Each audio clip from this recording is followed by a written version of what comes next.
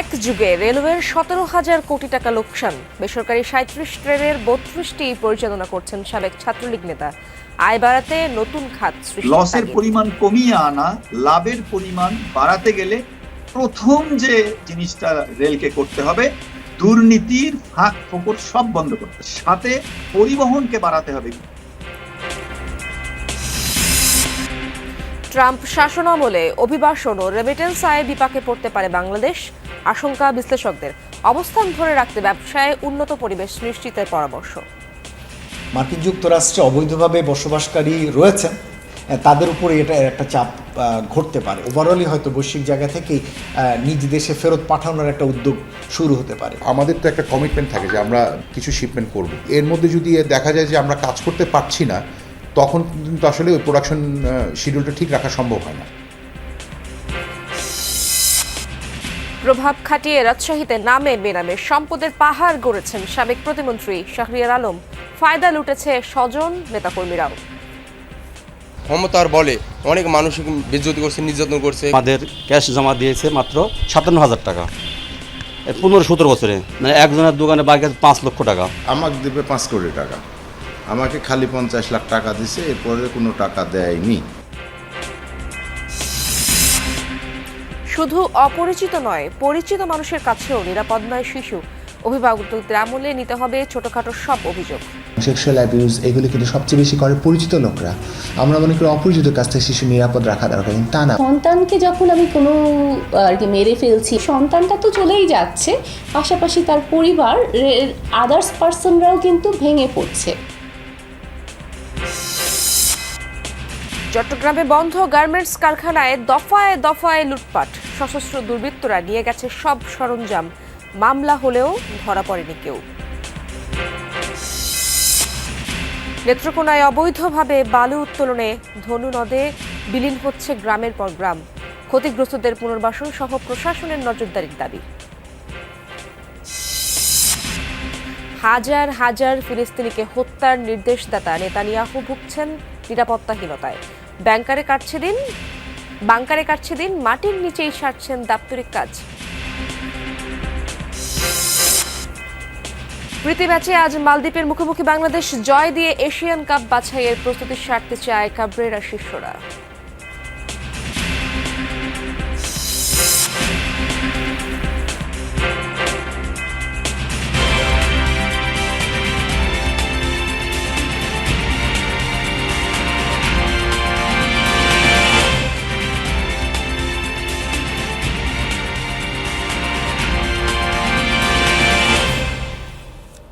আমন্ত্রণ যমুনা নিউজ, আপনাদের সঙ্গে আছি আমি ইশরাত জাহান। এতক্ষণ শিরোনাম দেখছিলাম। ক্লিক সিলিং ফ্যান, বিভিন্ন মডেলের কত ডিজাইন। ওয়াও, ক্লিক ফ্যান, প্রশান্তির হাওয়া ছড়িয়ে যাবে সবখানে। এক যুগে প্রায় 17,000 কোটি টাকা লোকসান গুনেছে রেলওয়ে। বছর বছর আয়ের হিসেব থাকলেও ব্যয়ের সঠিক হিসেব নিয়ে মুখ খুলতে চান না কর্মকর্তারা। অভিযোগ, দুর্নীতি আর অনিয়মের মাধ্যমে দেয়া বেসরকারি খাতের 37 ট্রেনের 32টি পরিচালনা করছে সাবেক এক ছাত্রলীগ নেতা। লোকসান কমাতে খাতওয়ারি আয় ব্যয়ের হিসাব নির্দিষ্ট করার উপর জোর দিয়েছেন বিশেষজ্ঞরা। অপরদিকে আয় বাড়াতে নতুন খাত সৃষ্টির উদ্যোগ নিয়েছে সংস্থাটি। রিয়াজ রায়হানের রিপোর্ট, ছবি তুলেছেন রানা হোসেন।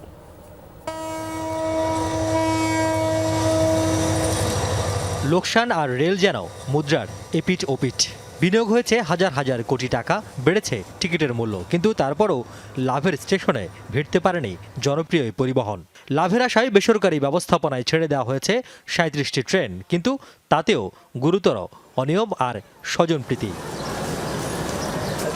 বেসরকারি ট্রেনগুলোর মধ্যে 32টি ট্রেনই পরিচালনা করছেন সাবেক ছাত্রলীগ নেতা সালাউদ্দিন রিপন ও তাঁর স্ত্রী। অভিযোগ আছে সাবেক রেলমন্ত্রী মুজিবুল হক ও নুরুল ইসলাম সুজনের কল্যাণে রেলের সাথে অসম চুক্তি বহাল রাখতে সমর্থ হয়েছেন তারা। ট্রেন চলে বেসরকারি খাতে, অথচ জ্বালানি, মেরামত, রক্ষণাবেক্ষণ সব খরচই বহন করে কর্তৃপক্ষ। শুধু প্রতি ট্রিপে কোচ প্রতি নির্ধারিত টাকা দেবেন ইজারাদাররা।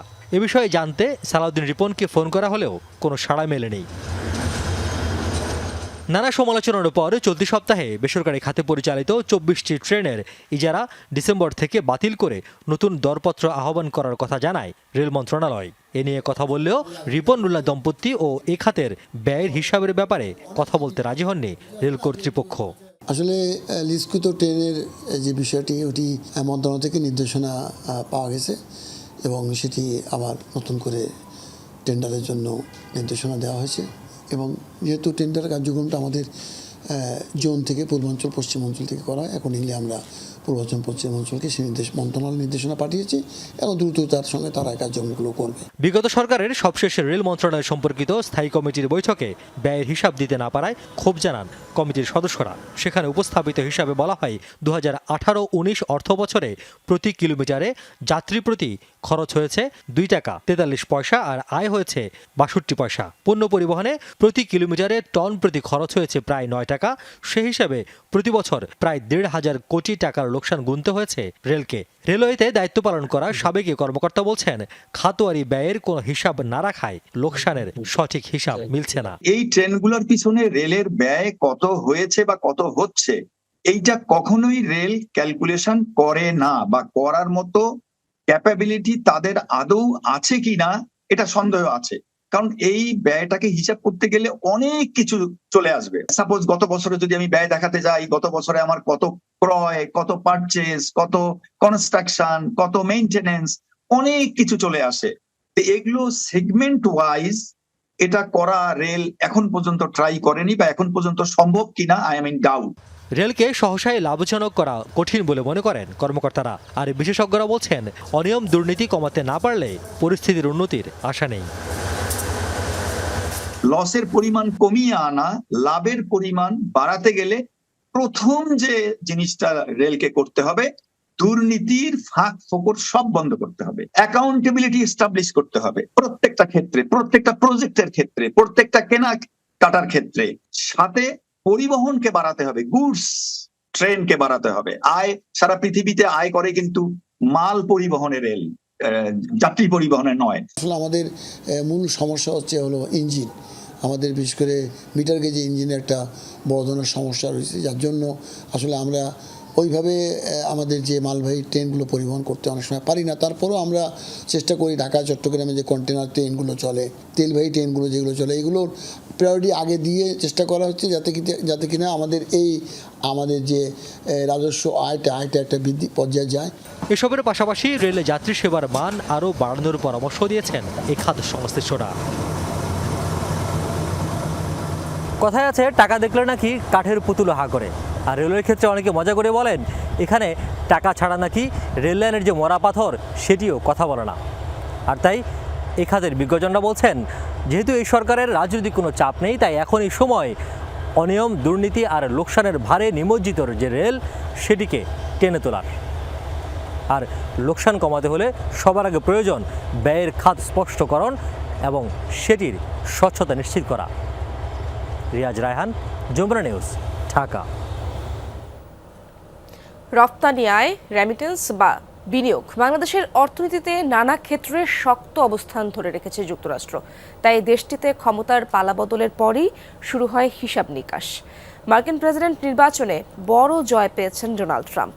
প্রশ্ন হচ্ছে, দুদেশের বাণিজ্য এবং বিনিয়োগের ক্ষেত্রে কি পরিবর্তন আসতে পারে? বিশ্লেষকরা বলছেন, নির্বাচনী প্রচারণায় অভিবাসন নীতি এবং রেমিটেন্স আয় নিয়ে দেয়া ট্রাম্পের ঘোষণার বাস্তবায়ন হলে চাপে পড়বে বাংলাদেশ। তবে রপ্তানিতে নতুনভাবে শুল্ক বসানোর শঙ্কা নেই। অবস্থান ধরে রাখতে নিশ্চিত করতে হবে ব্যবসার উন্নত পরিবেশ। তৈরি পোশাকে ভর করে দাঁড়িয়ে আছে দেশের রপ্তানি বাণিজ্য। একক দেশ হিসেবে বাংলাদেশি পণ্যের সবচেয়ে বড় রপ্তানি বাজার যুক্তরাষ্ট্র। আবার প্রবাসী আয় বা রেমিটেন্স আহরণের দিক থেকেও এখন শীর্ষস্থানীয় দেশ যুক্তরাষ্ট্র।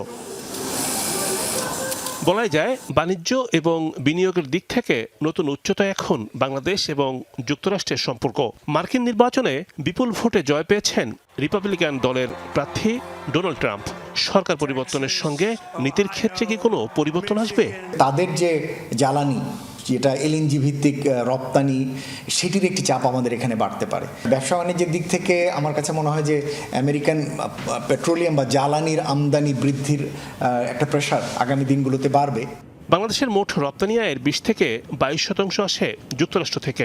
জানুয়ারি থেকে সেপ্টেম্বর এই 9 মাসে দেশটি থেকে রপ্তানি আয়ের পরিমাণ প্রায় $550 কোটি।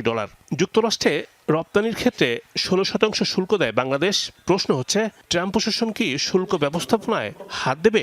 আমাদের যে পণ্যগুলো আছে সেখানে নতুন করে আর বাড়তি কোনো শুল্ক আরোপের আশঙ্কা আছে বলে মনে হয় না। ফলে আমরা যে MFN রেটে অর্থাৎ শুল্ক দিয়ে যে ঢুকছি, এটি হয়তো আগামী দিনগুলোতে আমাদের রপ্তানির ক্ষেত্রে হয়তো এটি অব্যাহত থাকবে। বাংলাদেশের রেমিটেন্স আয়ের শীর্ষ উৎস এখন যুক্তরাষ্ট্র। চলতি অর্থ বছরের প্রথম 4 মাসে মোট রেমিটেন্স আয়ের 16% এসেছে দেশটি থেকে। অভিবাসন নীতি নিয়েও পিছু ছাড়ছে না দুশ্চিন্তা, কারণ নির্বাচনী ভাষণে এ বিষয়ে কঠোর বার্তা দেন ডোনাল্ড ট্রাম্প।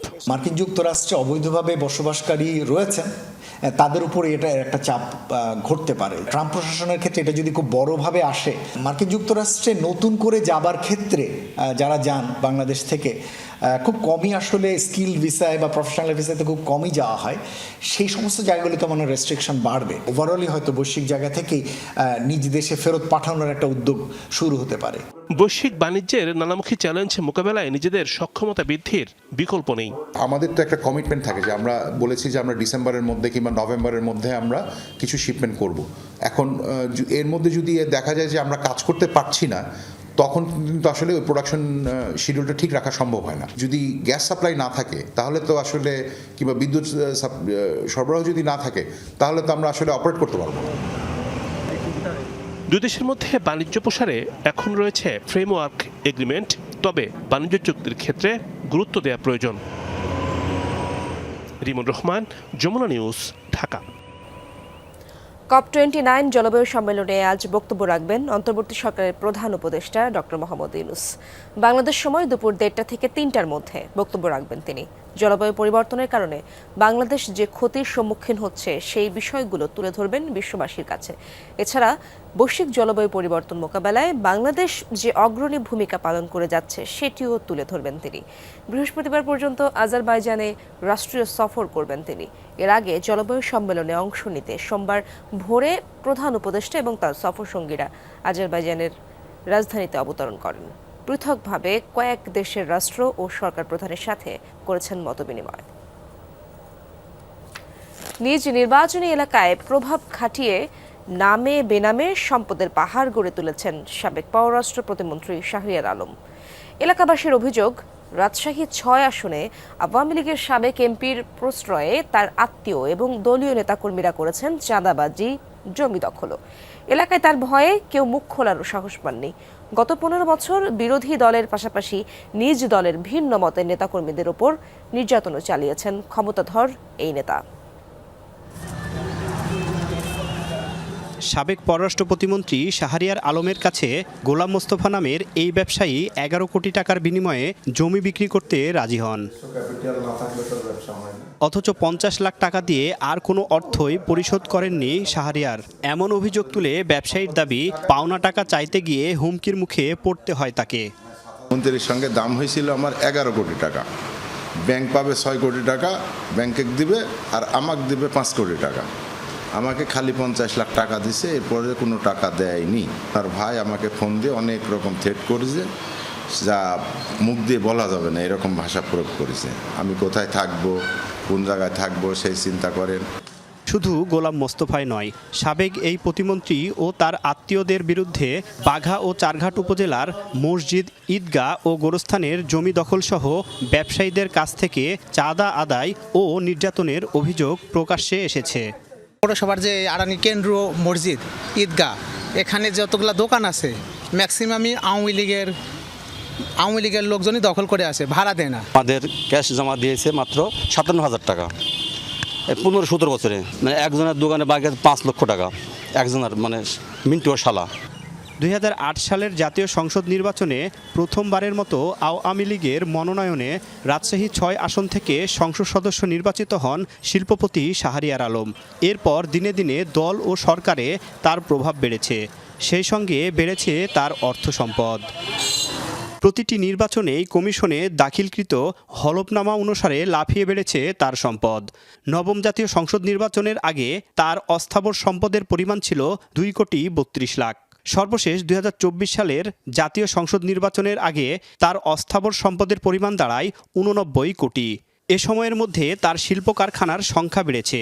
আওয়ামী লীগ সরকারের আমলে নিজের নামে পেয়েছেন টেলিভিশন চ্যানেল ও মেডিকেল কলেজের অনুমোদন। নির্বাচনী এলাকার মানুষের অভিযোগ, সংসদীয় এলাকায় প্রভাব ধরে রাখতে বিরোধী দলের নেতাকর্মীদের নির্যাতন ও মামলা দিয়ে কারাগারে পাঠানোর ব্যবস্থা করতেন শাহরিয়ার। এমনকি তার অনুগতদের চাঁদাবাজি ও জমি দখলের হাত থেকে ব্যবসায়ীদের পাশাপাশি নিজ দলের কর্মীরাও রেহাই পাননি। অনেক মানুষের জমি জমা হরণ করে রাখছে এবং সেই অবৈধ ক্ষমতাটিকে ক্ষমতার বলে অনেক মানুষকে বেজ্জতি করছে, নির্যাতন করছে, কারাগারে পাঠাইছে, মামলা দিছে। আলমের এমপিএস আছে সিরাজ, মানে তাকে আমরা মানে চাঁদা না দিয়ে আমাকে মানে জেল খাটাইছে। 5 লক্ষ টাকা চাঁদা দাবি করছিল আমার কাছ থেকে। 2 দফায় প্রতিমন্ত্রীর দায়িত্বে পররাষ্ট্র মন্ত্রণালয় সামলালেও 2024 সালের নির্বাচনের পর গঠিত মন্ত্রিসভায় স্থান হয়নি শাহরিয়ারের। 5 আগস্টের পর থেকে তিনি কোথায় আছেন তা জানে না কেউ। ফলে অভিযোগগুলো নিয়ে তার সঙ্গে যোগাযোগের চেষ্টা করেও তার বক্তব্য পাওয়া যায়নি। তারিক মাহমুদ, যমুনা নিউজ, রাজশাহী। ফেনীর ছাগলনাইয়ায় সবাই তাকে চিনত আওয়ামী লীগের নেতা হিসেবে, চলাফেরাও করতেন দলটির নেতাদের সাথেই। কুয়েত পল্লীর ভূমিহীনদের জায়গা দখলের পর সেখানে গড়ে তোলেন অপকর্মের আস্তানা। প্রতিবাদ করলে মিথ্যা মামলা দিয়ে হয়রানিও করা হতো। 5 আগস্টের পর জানা যায় অভিযুক্ত কামাল উদ্দিন উপজেলা বিএনপির সিনিয়র সদস্য। ফেনীর ছাগলনাইয়ার শুভপুরে সরকারি 10 একর জায়গার উপর 1992 সালে ভূমিহীনদের জন্য ঘর নির্মাণ করে দেয় কুয়েত সরকার। নাম দেয়া হয় কুয়েত পল্লী। বর্তমানে 65 পরিবার বসবাস করছে এখানে। স্থানীয়দের পানির চাহিদা মেটাতে প্রকল্প এলাকায় 2টি লেক খনন করা হয়েছিল। সেই জলাধার দখল করে 2011 সাল থেকে ব্রিকফিল্ড ও অবকাঠামো নির্মাণ করেন উপজেলা বিএনপির সদস্য কামাল উদ্দিন। প্রতিবাদ করায় একের পর এক মামলায় আসামি করা হয় পল্লীর পুরুষদের। তারপর থেকে পুরুষশূন্য এই এলাকা। পুরুষ মানুষ নাই, আমরা মহিলা মানুষের উপর নির্যাতন, ফিল্ড চালায় অনুযায়ী পুকুর আদায় করছে। মাইলাইয়ারে যে প্রতিবন্ধী মাইলাইয়ারে যে নিচে গই গঙ্গা আমরা তো ডরে মরি যাই গঙ্গা পারা মানুষ সকল বেগুন দাইছে কর্মী কামাল্লা কইছে দেখি আন্ডারে কুয়েত সরকারের বিএনপির ক্ষমতা আইলে আন্ডারে এটা তুন দুম্বাইব, উচিত করব, নির্যাতনও করব। দুয়ার কারণে আমরা কষ্ট হাইয়ের, আমরা ক্ষতির, আমরা ধ্বংস হাইয়ের, এই কারণে আমরা এটা নিয়ে প্রতিবাদ করছি। আমরা সবাই মামলা ঢুকে দিছে। গত 8 নভেম্বর এমনই এক আসামিকে ধরতে অভিযানে যায় আইন শৃঙ্খলা রক্ষা বাহিনী। আসামি সোহাগকে না পেয়ে তার 65 বছর বয়সী প্রতিবন্ধী মাকে থানায় নিয়ে যায় পুলিশ। পরে ফাইল ক্যাবিনেট চুরির সন্দিগ্ধ আসামি হিসেবে তরিকের নেছাকে পাঠানো হয় কারাগারে। চুরির মামলার ঘটনায় তার কাছে চোরাদার হিসেবে তাকে তার স্বীকারোক্তি দিয়েছিল আমাদের পুলিশের সামনে, সেই জন্য তাকে গ্রেপ্তার করে আনা হয়েছে। প্রতিবন্ধীর বিষয়টা আমাদের কাছে তৎক্ষণাৎ উপস্থাপন করেন নাই। স্বজন ও এলাকাবাসীর অভিযোগ, অভিযানের সময় ভিডিও কলে পুলিশ কর্মকর্তাদের সাথে যুক্ত ছিলেন কামাল। তার নির্দেশে নিয়ে যাওয়া হয় বৃদ্ধাকে। আমাকে যখন পাই নাই আমার শাশুড়িকে টানি যে সাবে যে লই গেছে যদি দেখতেন মানে বিশ্বাস করতেন।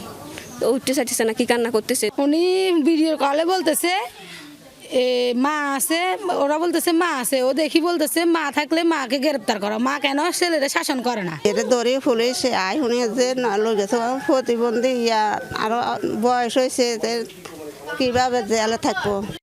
অথচ এলাকার সবাই কামালকে চিনতেন আওয়ামী লীগ নেতা হিসেবে। আওয়ামী লীগের শাসনামলে দখল করা জমি হালাল করতে মসজিদ প্রতিষ্ঠা করেন। এলাকাবাসীর অভিযোগ, মসজিদের উপরে কাছে ঘেরা ঘর বানিয়ে চলত অসামাজিক কার্যকলাপ। অবৈধ দুনিয়ার ব্যাগ কিছু হাতের হেরে আমরা আর কিয়া কইতাম, আমরা তো দেখেন নিচে মুছে কিয়া আপাত মস্তকে যা দৌড় আছে ব্যাগ গাইতে দিবে যাও আমার জানা মতো, কিন্তু আমার দলের অন্যমনে এদের 200 খাইলার। 5 আগস্টের পর পালিয়ে যাওয়া আওয়ামী লীগের নেতাদের সাথে কামালও এখন আত্মগোপনে। Arifur Rahman, Jamuna news, Feni. GPH quantum B600 TR বাংলাদেশের উচ্চ শক্তি সম্পন্ন একমাত্র রড। শুধু অপরিচিত নয়, পরিচিত মানুষদের কাছ থেকেও শিশু সন্তানকে নিরাপদ রাখা উচিত বলে মনে করেন মনোবিজ্ঞানীরা। তাদের মতে সিলেটে 5 বছরের মুনতাহার মৃত্যু পুরো দেশের সামনে প্রতিশোধ পরায়ণ এক সমাজের চিত্র তুলে ধরেছে।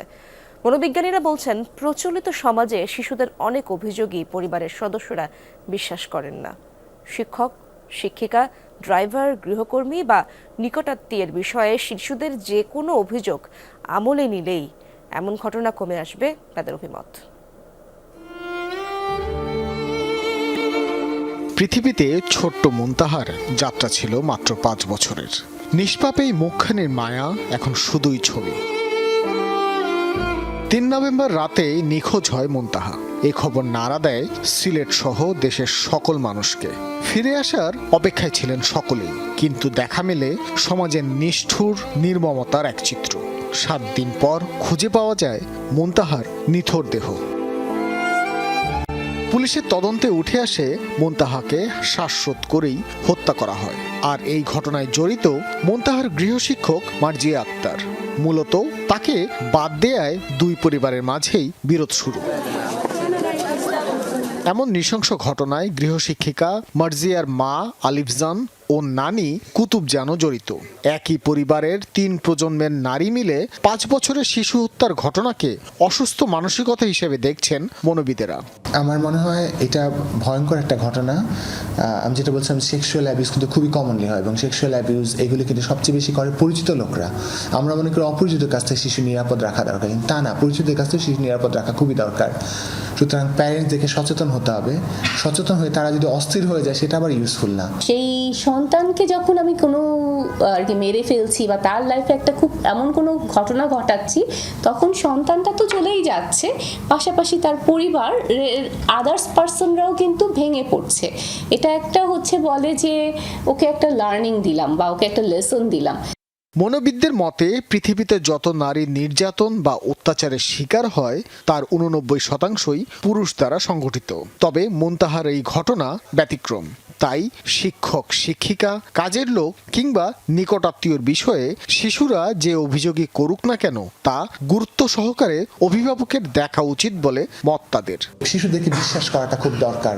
আমাদের কালচারে আমরা খুব কমনলি শিক্ষকদেরকে বলে দেই, আপনাকে দিয়ে দিলাম, এবার আপনি পিঠা শুধু হাড়গুলো দিয়ে দিলেই হবে, মাংস আপনার হাড় আমার দিয়ে দিন, মরে গেলে যাবে, কিন্তু কিছু মানুষ করতে হবে। এটা কিন্তু ঠিক না। শিক্ষককে এত আস্থা করার তো দরকার নেই। আপনি বাবা মা, আপনি ডিসাইড করার জন্য কি ভালো দরকার। শিক্ষক শেখাবে, কিন্তু সব দায়িত্ব আপনাকেই নিতে হবে। ওই জায়গাটাও তৈরি করা দরকার। ওই যে অপমানের জের হিসেবে তাৎক্ষণিকভাবে বদলা নেওয়ার জন্য হয়তো তারা কাজটা করে ফেলেছে, কিন্তু 6 দিন তারা এই জিনিসটাকে হজম করেছে, তাই না? 6 দিন কিন্তু এই বাচ্চাটাকে খোঁজাখুঁজি হয়েছে। ইনফ্যাক্ট তার পাশের বাসা যেহেতু, সো তার বাসাতেও খোঁজ নিতে এসেছে। এই 6 দিন তারা জিনিসটাকে কোপ করাটাও তাদের একটা মেন্টালি ডিসঅর্ডারটাকে আরো বাড়িয়েও দিতে পারে তাদের এই জায়গাটা, আমার কাছে মনে হয়।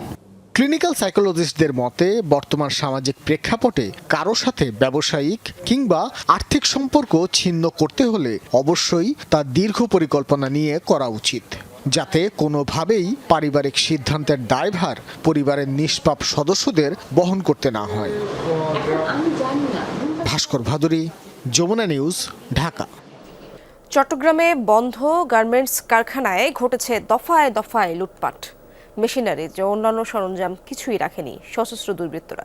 লুটপাটের আগে সিসি ক্যামেরা ভেঙে ফেলে তারা।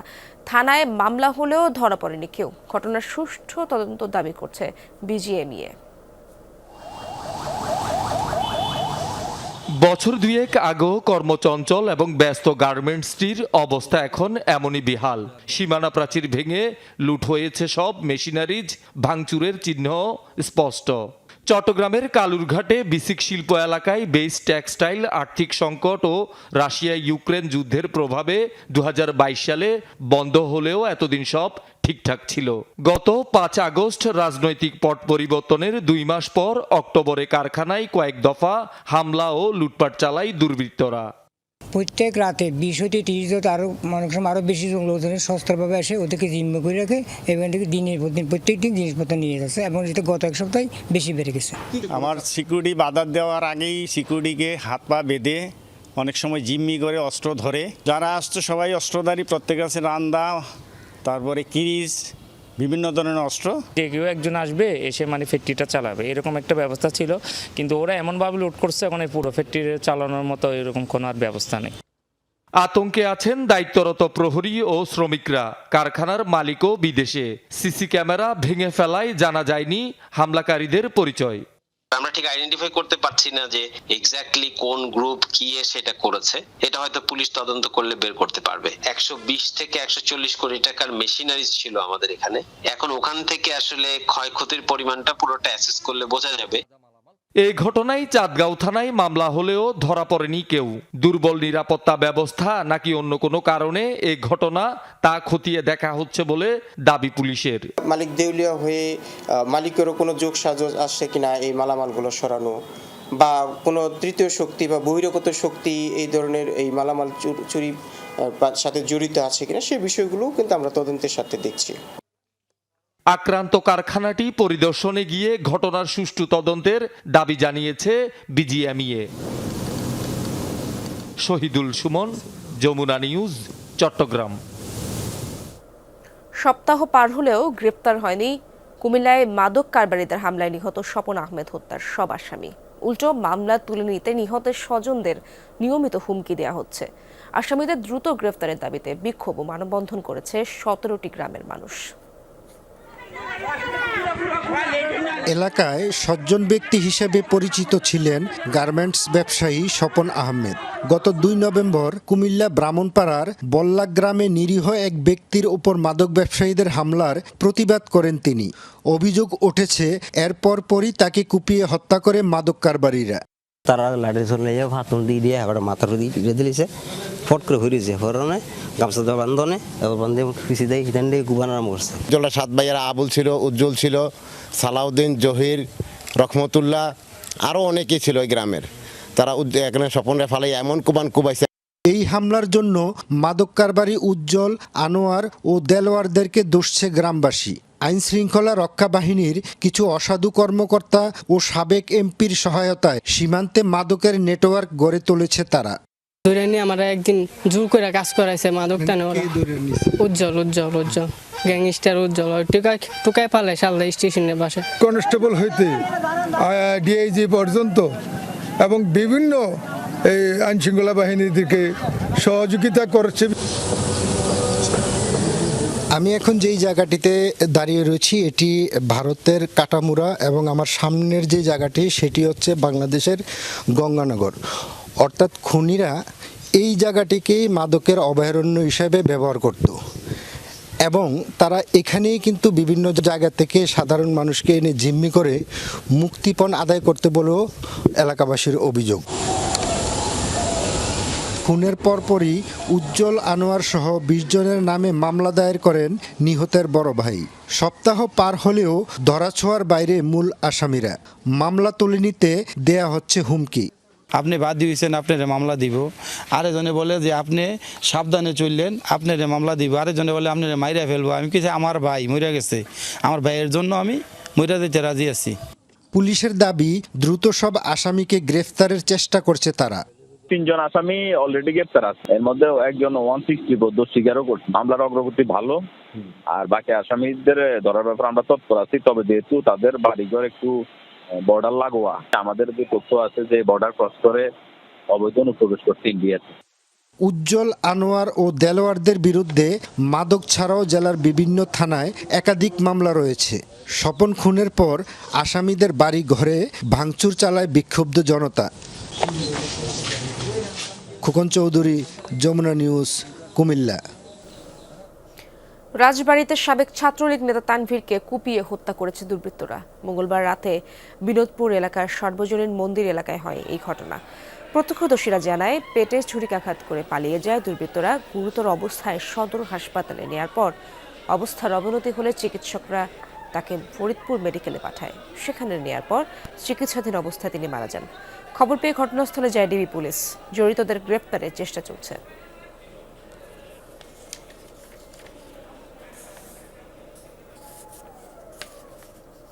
ঝালকাঠির রাজাপুরে অগ্নিকাণ্ডে পুড়ল 4টি বসতঘর। মঙ্গলবার রাতে বিশ্বাসবাড়ি এলাকায় হয় এই দুর্ঘটনা। ভুক্তভোগীদের দাবি, আগুনে কমপক্ষে 20 লাখ টাকার ক্ষয়ক্ষতি হয়েছে। স্থানীয়রা জানান, কলেজ শিক্ষক অসীম শিকদারের বসতঘর থেকে আগুনের সূত্রপাত ছড়িয়ে পড়ে আশপাশের আরও 3টি ঘরে। ভুক্তভোগীদের দাবি, এলাকায় পানির সংকট ছিল, ফায়ার সার্ভিসের কর্মীরাও এসেছেন দেরিতে। বিদ্যুৎ বিভাগ থেকে সংযোগ বিচ্ছিন্ন না করায় আগুন নেভানোর সাহস করেননি স্থানীয়রা। নেত্রকোনার ধনু নদে রাত হলেই চলে অবৈধভাবে বালু উত্তোলন, ফলে বিলীন হচ্ছে শিক্ষা প্রতিষ্ঠান সহ গ্রামের পর গ্রাম। ক্ষতিগ্রস্তদের পুনর্বাসন সহ প্রশাসনের কড়া নজরদারি চান এলাকাবাসী। ঘরবাড়ি জমি জমা সব গেছে ধনু নদে। পরের জমির এই ঝুপড়ি ঘরই এখন একমাত্র সম্বল নেত্রকোনার মোহনগঞ্জের মান্দারবাড়ি গ্রামের নুরুজ্জামান মিয়া ও নুরেসা দম্পতির। সব নিচে গদ্দর গাঙ্গে ভাঙ্গা করে, আমার একটা ঘরও নাই লাগাতে, বুঝছেন? ওখানে একবার বিশ্রাম তাকে সাইডে আবু লইয়া আমরা কষ্ট করি। তিন-চার যাওয়া শুরু হয়েছে আর কি, মাসের মধ্যে 3 বাজার জায়গা বাসা বদলাই লাগে। শুধু নুরুজ্জামানই নয়, তার মতো ধনুর ভাঙনে গৃহহীন এলাকার বেশিরভাগ পরিবার। ভাঙনে বিলীন হয়েছে হাজারো মানুষের বসতভিটা, ফসলি জমি, বাজার, শিক্ষা প্রতিষ্ঠান, উপাসনালয় সহ বিভিন্ন স্থাপনা। বাদ যায়নি গ্রাম রক্ষা বাঁধ আর সড়কও। এই পাশ দিয়ে আমাদের প্রায় 100-র উপরে, প্রায় 120টার মতো গ্রাম মানে ঘর বাড়ি উচ্ছেদ হয়ে গেছে, এরকম হয়েছে। নয়া করে বাড়ি বাঁধার পরেও কিন্তু এই বাড়িগুলো ভাঙে যাওয়ার উপক্রম হইতেছে। এলাকাবাসীর অভিযোগ, দিনের পর দিন অবৈধভাবে বালু উত্তোলনের কারণেই বিলীন হচ্ছে মোহনগঞ্জ ও খালিয়াঝুরির বেশ কিছু গ্রাম। এই বালু তুলে লইয়া জায়গা আমরা গন নাই জন নাই বদবাসীর মতো খাই থাকি। রাত্রে যখন আমরা ঘুমাইতে তখন বালু তুলে চুরি করে বালু তুলে, রাত্রে লাইট বেরোলে আমরা নৌকো পাই না যাইবার জন্য, এজন্য লাইট বেরোলেও তারা আর কোনো গুরুত্ব দেয় না। তবে এলাকার প্রভাবশালীদের উপর দায় চাপিয়েছেন অবৈধভাবে বালু উত্তোলনকারীরা, যদিও কয়েক দফা চেষ্টার পরও প্রভাবশালী কাউকে পাওয়া যায়নি।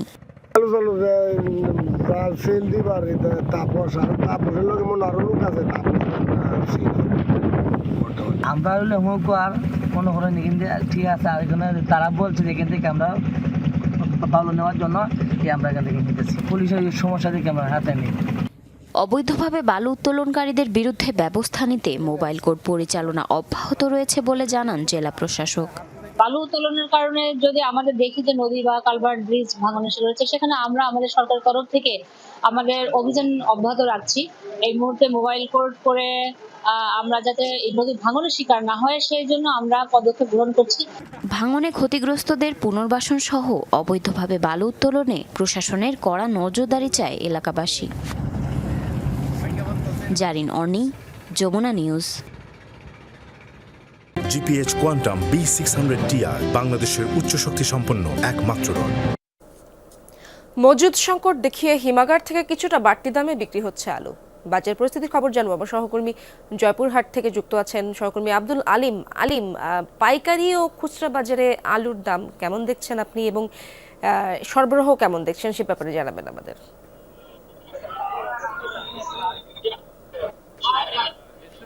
পাইকারি এবং খুচরা বাজারের কথা যদি বলি, এখানে আমি যেখানে আছি সেটি একটি পাইকারি বাজার, অর্থাৎ হিমাগার থেকে তারা আলু কিনে এই পাইকারি বাজারে বিক্রি করছে এবং এই পাইকারি বাজার থেকে আবার খুচরা পর্যায়ে যারা ব্যবসায়ী রয়েছে তারা এখান থেকে কিনে বিভিন্ন দোকানে বিক্রি করছেন। পাইকারিতে এখানকার ব্যবসায়ীরা বলছেন যে তাদের স্টোর থেকে কিনা পড়তেছে, অর্থাৎ হিমাগারে তারা কিনছেন 59 থেকে 60 টাকা কেজি, এবং এই বাজারে তারা পাইকারিতে বিক্রি করতেছেন 64 থেকে 65 টাকা কেজিতে। আর এই 65 টাকা আলু কেনার পরে খুচরা বাজারে, অর্থাৎ যেখানে বিভিন্ন ধরনের সবজি বিক্রি হয়, সেই সব খুচরা বাজারে আলু বিক্রি হচ্ছে 70 টাকা কেজি দরে। বিশেষ করে স্টিক এবং এই যে গুটি বা লাল আলু, এই দু জাতের আলু মূলত জয়পুরহাটে এখন বেশি বিক্রি হচ্ছে। এখন এখানে যারা পাইকারি ব্যবসায়ী রয়েছেন তারা যেটি বলছেন যে হিমাগারেই কিন্তু আলুর দাম অনেক বেশি, অর্থাৎ গত কয়েকদিন আগে যেখানে 55 থেকে 56 টাকা কেজিতে আলু বিক্রি হতো, এখন সেখানে হিমাগারে বিক্রি হচ্ছে 59 থেকে 60 টাকা কেজি। হিমাগারের মালিক বা হিমাগারে যারা আলু মজুত করেছেন তারা বলছেন যে মূলত এবছর যে শুরু থেকে মৌসুমের শুরু থেকে তারা অনেক বেশি দামে আলু কিনেছেন এবং হিমাগারের যে খরচ সেই খরচ দিয়ে তাদের অনেকটা বেশি দাম পড়েছে, যে কারণে আলুর দাম বেশি। এবং হিমাগার মালিকরা বলছেন যে গত বছরের তুলনায় এবার মজুদের পরিমাণ কিছুটা কম এবং আলুর সরবরাহ যেটি সেটি কিন্তু তারা বলছেন যে বীজ আলুর সংকটের কারণে অনেক ক্ষেত্রে দেখা যাচ্ছে যে খাবারের আলু ও বীজ আকারে বিক্রি হচ্ছে, বিধায় আলুর কিছুটা সরবরাহ কমেছে বাজারে। সেই কারণেই হয়তো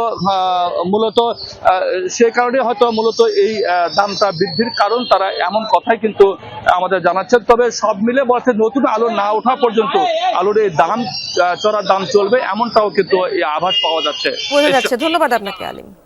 লেবাননে অভিযানের পরিধি আরও বাড়িয়েছে ইসরায়েল। মঙ্গলবার মধ্যাঞ্চলের পার্বত্য এলাকায় 2টি গ্রামে বিমান হামলায় কমপক্ষে 28 জনের মৃত্যু হয়েছে। বিধ্বস্ত 2টি বহুতল ভবন। দক্ষিণের বাস্তুচ্যুতরা আশ্রয় নিয়েছে গ্রামগুলোয়।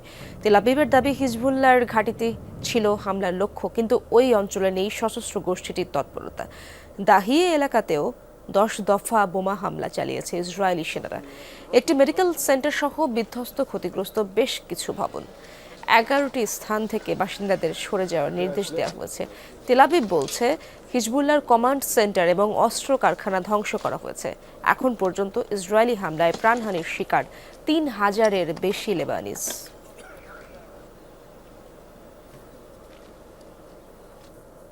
ইসরায়েলি ভূখণ্ড লক্ষ্য করে প্রায় 200 রকেট ছুড়েছে হিজবুল্লাহ।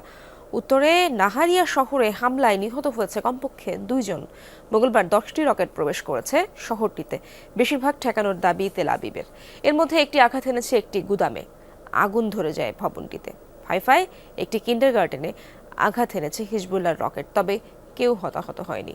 উত্তরে আক্রে শহরে সামরিক ঘাঁটি লক্ষ্য করে হামলার কথা জানিয়েছে সশস্ত্র গোষ্ঠীটি। সামরিক ঘাঁটি লক্ষ্য করে হামলার দাবি করেছে হিজবুল্লাহ। ক্ষয়ক্ষতির তথ্য জানা যায়নি এখনো। গত সেপ্টেম্বর থেকে ইসরায়েল হিজবুল্লাহ পাল্টাপাল্টি হামলা বেড়েছে। গাজায় ধ্বংসযজ্ঞ আর হাজার হাজার ফিলিস্তিনিকে হত্যার নির্দেশদাতা বেনিয়ামিন নেতানিয়াহু নিজের প্রাণ নিয়েই শঙ্কিত। হামলার ভয়ে বেশিরভাগ সময় কাটাচ্ছেন বাংকারে। ভূগর্ভস্থ কক্ষে করেন অফিস। প্রয়োজনীয় সব কাজই সারেন মাটির নিচের সুরক্ষিত কামরায়। সিজারিয়ায় নিজ বাসভবনে ড্রোন হামলার পর থেকেই নিরাপত্তাহীনতায় ভুগছেন ইসরায়েলি প্রধানমন্ত্রী। আতঙ্কে পিছিয়েছেন ছেলের বিয়ের তারিখও। ইসরায়েলি সংবাদ মাধ্যম টাইমস অফ ইসরায়েল জানিয়েছে এসব তথ্য। ইসরায়েলের গর্ব আয়রন ডোম চুরমার করে গেল মাসে নেতানিয়াহুর বাসভবনে ড্রোন হামলা চালায় হিজবুল্লাহ। মনুষ্যবিহীন আকাশযানটি আঘাত হানে ইসরায়েলি প্রধানমন্ত্রীর বেডরুমের জানালায়। আংশিক ক্ষতিগ্রস্ত হয় বাসভবন, কিন্তু বাড়িতে ছিলেন না নেতানিয়াহু। তবে হিজবুল্লাহর এ হামলার পর থেকে যেন ভয় কাটছেই না ইসরায়েলি প্রধানমন্ত্রীর। আতঙ্কে এখন দিনের বেশিরভাগ সময় বাংকারে কাটান নেতানিয়াহু। ভূগর্ভস্থ কক্ষেই সারছেন আনুষ্ঠানিক কার্যক্রম। ইসরায়েলি সম্প্রচার মাধ্যম চ্যানেল 12-এর বরাত দিয়ে এমন প্রতিবেদন প্রকাশ করেছে সংবাদ মাধ্যম টাইমস অফ ইসরায়েল। সংবাদ মাধ্যমটির দাবি, নিরাপত্তা কর্মকর্তাদের পরামর্শে সচরাচর যাওয়া হয় এমন জায়গাগুলো এড়িয়ে চলছেন নেতানিয়াহু। পরিবর্তন করা হয়েছে ইসরায়েলি মন্ত্রিসভার বৈঠকের স্থান। নিরাপত্তা ঝুঁকির কারণে পিছিয়েছে নেতানিয়াহুর বিরুদ্ধে চলমান মামলায় সাক্ষ্য গ্রহণের সময়। আইনজীবীদের দাবি, বারবার একই জায়গায় উপস্থিত হলে ফাটল দেখা দিতে পারে প্রধানমন্ত্রীর নিরাপত্তা ব্যবস্থায়। নিরাপত্তা নিয়ে দুশ্চিন্তায় ছোট ছেলে আবনের বিয়ের তারিখও পিছিয়েছে নেতানিয়াহু। খুব শিগগিরই যে সে আয়োজন হচ্ছে না সেটিও জানিয়েছে times of Israel. Anik Rahman, Jamuna news. FIFA আন্তর্জাতিক প্রীতি ম্যাচে আজ মালদ্বীপের বিপক্ষে মাঠে নামবে বাংলাদেশ। কিংস অ্যারেনায় ম্যাচটি শুরু হবে সন্ধ্যা 6টায়, যেখানে জয় দিয়ে এশিয়ান কাপ বাছাইয়ের প্রস্তুতি সারতে চায় হেভিয়ার ক্যাবরেরার শিশুরা। তবে ম্যাচ জিততে আক্রমণ ভাগের কাছে গোল চান অধিনায়ক তপু বর্মন। বিপরীতে ফিফার হস্তক্ষেপে 1 বছর পর আন্তর্জাতিক ফুটবলে ফেরা মালদ্বীপ জয় দিয়েই প্রত্যাবর্তন রাঙাতে চায়। ফিফা র্যাঙ্কিংয়ে মালদ্বীপের অবস্থান 163 নম্বরে। বিপরীতে বাংলাদেশ আছে 185-তে। দু দলের মুখোমুখি পরিসংখ্যানে সমতা থাকলেও সবশেষ 3 লড়াইয়ের 2টিতেই জয় বাংলাদেশের। দর্শক, এই ছিল যমুনা নিউজে। এতক্ষণ সাথে থাকার জন্য ধন্যবাদ সবাইকে।